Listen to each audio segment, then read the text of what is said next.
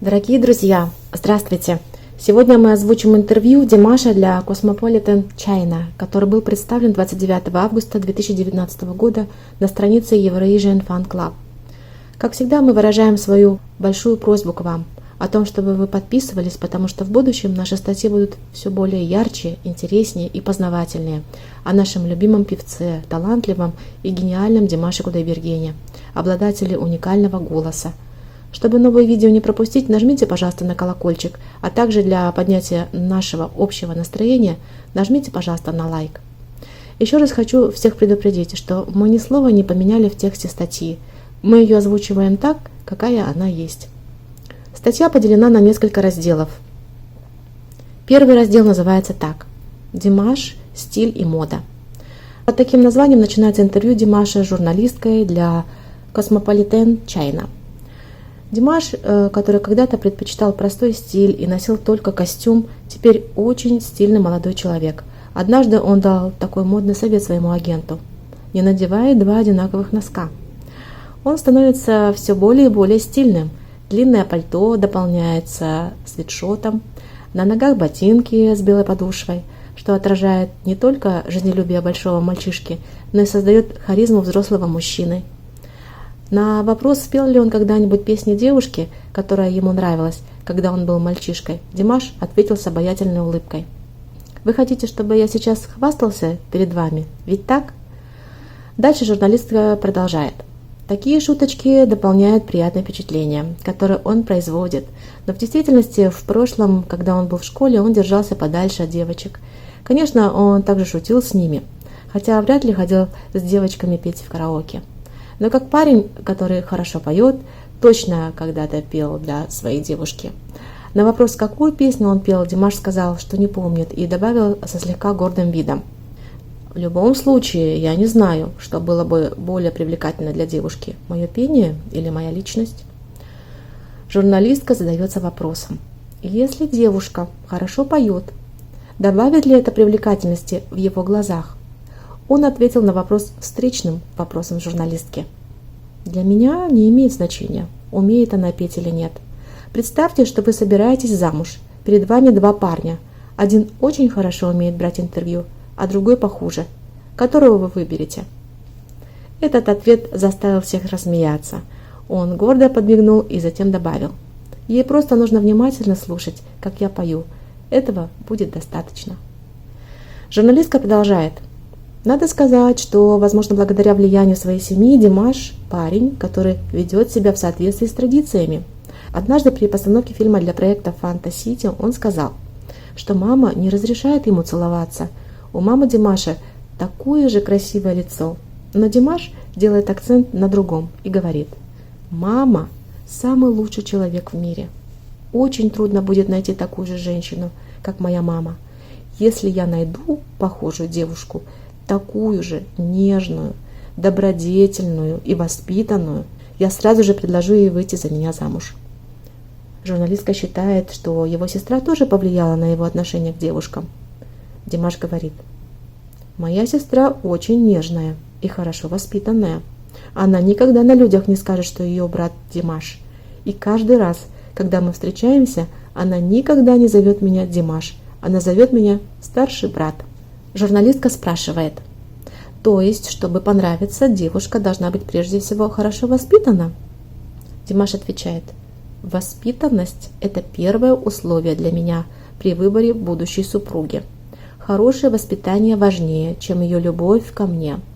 Оно определяет, будет ли она относиться с любовью к моим родителям, сможет она как хорошо воспитывать наших детей и быть для них примером». Журналистка советует: «Присмотритесь к этому, девушки-фанатки. Ваш кумир сказал свое слово. Дерзайте. Может быть, кто-то из вас и станет женой Димаша?» И задает следующий вопрос Димашу: «Что у вас поменялось за последние 2 или 3 года, после того, как вы стали звездой?» Димаш отвечает: «Я немного состарился и уже начинаю обрастать седыми волосами». Журналистка продолжает свои рассуждения: 25-летний Димаш, утверждающий, что он уже старенький, заставляет маленькую сестру-журналистку, то есть меня, сидеть перед ним настолько покрасневшей и застенчивой, что я хочу прикрыть свое лицо руками, так как я старше Димаша. За 2 или 3 года после своего дебюта Димаш стал национальным, импортированным младшим братцем. Его лицо по-прежнему полно молодости. Наиболее привлекательными являются глаза младшего братца, дающие разряд электричества 10 по 10-бальной шкале и пронизывающие сердца девушек. На самом деле, его очаровательные глаза не смотрят с целью пофлиртовать, но когда он сосредотачивается на пении, в его взгляде естественным образом проявляется глубокая нежность. Такой контраст делает его более привлекательным благодаря очарованию. Родившись в музыкальной семье в Казахстане, Димаш – бог многих девушек. Неважно, какова причина – его пение или его лицо. Насколько хороша его музыка. Он был в хоре, пока ему исполнилось 16 лет. В возрасте 5-11 лет все меняют свои голоса. К тому времени, как Димаш прошел изменение своего голоса, в хоре не хватало женских голосов, поэтому он пошел петь сопрано и был первым сопрано.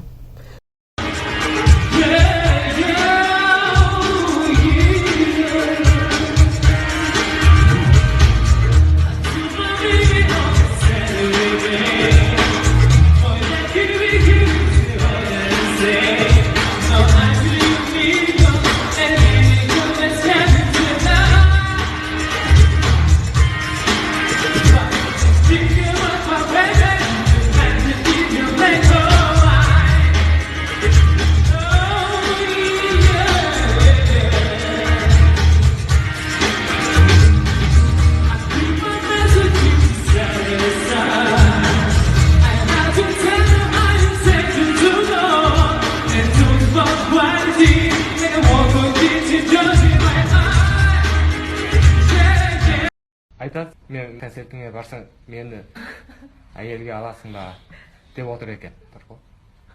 Алам. Көй. Бәрін алам.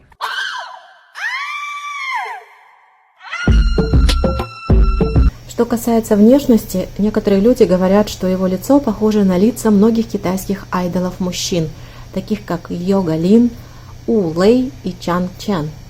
Он просто отрицал: «Нет, я просто как Джеки Чан». Забавно, он продолжал говорить: «Есть много людей, которые говорят, что я как Шварценеггер, и я не такой сильный, как он». Журналистка продолжает: «Недавно Димаш написал предсказание на своей страничке Вейба, что он сделает большой шаг в музыке.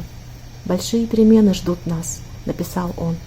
Журналистка размышляет: «Итак, что же такое этот большой шаг?» Димаш сказал, что он пока не может рассказать. Примечание. Это интервью было до того, как вышел его альбом. Есть несколько предположений, что речь шла об его новом альбоме и концерте «Арнал». Его подготовка к концерту состояла в том, чтобы отрабатывать песни и репетировать танцы. Когда его спросили, каков его уровень танцевального мастерства, он моргнул и улыбнулся. «Если вы придете посмотреть на меня, репетирующего танец, то подумаете, что это очень интересно». Затем он честно добавил: «Я, в принципе, не очень хороший танцор». Журналистка считает, что во всяком случае молодежь танцует, и он тоже не боится, так что просто отрывается. Димаш говорит: «Я никогда не соприкасался с танцами раньше. Я нахожусь вне зоны комфорта, когда танцую. Мне понадобилось как минимум 20 дней, чтобы запомнить все танцевальные движения для концерта. Теперь я должен репетировать их по 5 или 6 часов в день». Журналистка пишет: «Действительно, хочется посмотреть, как он танцует». Второй раздел звучит так: «Идеальная девушка для парня-близнеца». Журналистка спрашивает у Димаша: «Какой макияж вам нравится на лицах девушек?» Димаш: «Мне нравятся девушки без макияжа». Журналистка: «Вам действительно нравится лицо без макияжа, или речь идет о так называемом естественном и красивом макияже, долгом и трудоемком, но в результате лицо без макияжа?» Димаш: «Это? Я не знаю», — он улыбнулся. Журналистка: «Девушки могут делать макияж целый час, добиваясь поразительного вау-эффекта, а могут накраситься за 5 минут, но эффект не так хорош. Какой из них вы считаете лучше?» Димаш: «Для меня это не важно». Журналистка: «Какой цвет помады вам нравится на девушках и какой неприемлем?» Димаш. Мне нравится, когда девушки используют светло-розовую помаду.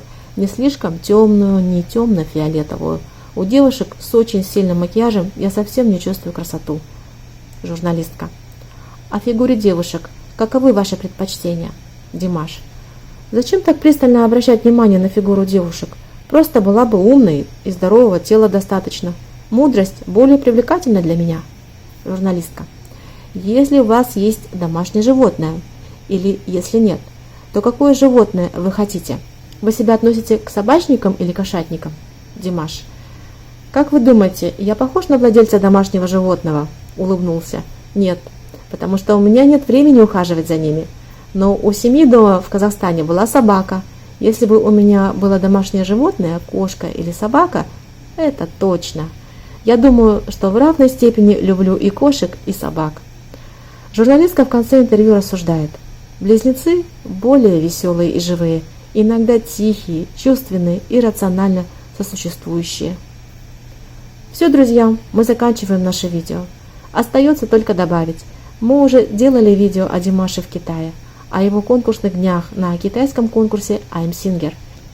Сегодня видео об интервью на страницах всемирно известного журнала Cosmopolitan China. И в том, и в другом случае мы поняли, что не только китайские телевизионщики высококлассные мастера, но и журналисты, которые задавали интересные и яркие вопросы Димашу. И тех, и других мы благодарим за то, что они смогли показать нам новые грани личности Димаша, его ценности, его приоритеты, его вкусы, его предпочтения в моде, внешнем виде. И самое главное, мы узнали о достоинствах его возможной девушки. Друзья, все.